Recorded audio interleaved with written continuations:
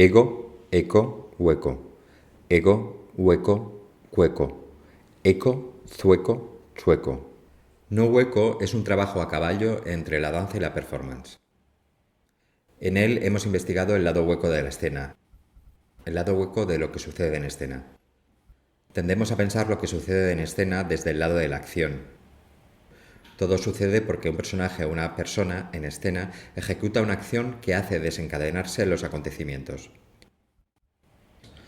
En No Hueco, sin embargo, investigamos todo aquello que no sucede, aquello que en cierto modo no podemos decir que suceda, como una constante transformación que no puede ser atribuida a ningún agente, un suceso que no sucede, como si se operara un crimen blanco, un asesinato invisible, un homicidio de fondo, Zueco, un asesinato zueco, sin asesino, eco, sin cadáver, hueco, como seco, si se operara un ego, crimen blanco, zueco, un sueco, asesinato invisible, ego, sin zueco, cadáver, seco, un homicidio ego, de fondo, zueco, un asesinato sueco, sin asesino, eco, sin cadáver, hueco, ego, zueco, sueco, cueco, eco, tueco, cueco, ego, hueco, chueco.